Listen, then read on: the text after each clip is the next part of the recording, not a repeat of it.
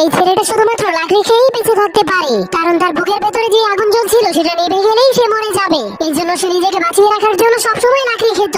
এমনকি তার বাবা তার জন্য কোনো খেলনা তৈরি করলে সে ওই খেলনাগুলো দিয়ে খেলাধুলা না করে সেগুলোকেও খেয়ে ফেলতো।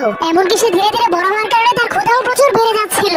এই জন্য সে ক্ষুধা মেটানোর জন্য নিজের ঘরের ফার্নিচার এবং ঘরের চালকেও খেতে শুরু করে দেয়। কিন্তু একদিন যখন সে ঘরের পিলারকে খেতে শুরু করে তখন সেই পিলারের মধ্যে ফাটল ধরে যায়, যার কারণে পুরো ঘর ভেঙে তার উপরে পড়ে যায়। কিন্তু তার বাবা অনেক কষ্ট করে তাকে বাঁচিয়ে দেয়। তখন তার বাবার এত কষ্ট দেখে ছেলেটার মনটা অনেক খারাপ হয়ে যায়। এই জন্য সে কসম করে আর কখনোই সে লাকড়ি খাবে না। এরপরের দিন তার বাবা ঘুম থেকে উঠে তার ছেলেটাকে কোথাও খুঁজে পাচ্ছিল না। এই জন্য সে তার ছেলের পায়ের ছাপকে ফলো করে করে অনেক উঁচু একটা পাহাড়ের উপরে চলে যায়। তখন সে তার ছেলেকে একা দাঁড়িয়ে থাকতে দেখে জলদি করে তার কাছে চলে যায়। কিন্তু সে দেখতে পায় লাকড়ি না খাওয়ার কারণে তার ছেলের বুকের আগুনটা নিভে গিয়েছে। এই জন্য সে আগুন জ্বালানোর জন্য সেখানে ফু দিতে শুরু করে দেয়, কিন্তু তবুও কোনো লাভ হয় না। এই জন্য তার বাবা অনেক মন খারাপ করে তাকে মাটিতে শুইয়ে দেয়। এরপর তার হাতে তার তৈরি করে একটা খেলনা দিয়ে দেয়। কিন্তু তখনই সেই ঘুরন্ত খেলনাটাকে দেখার পর তার মাথায় একটা আইডিয়া আসে। এই জন্য সে বুদ্ধি খাটিয়ে ছেলেটার বুকের মধ্যে হাওয়া দিয়ে চলতে পারে এমন একটা মেকানিক্যাল হার্ট লাগিয়ে দেয়, যার ফলে সেই ছেলেটা আবার জীবিত হয়ে গেলে তার বাবা অনেক খুশি হয়ে যায়।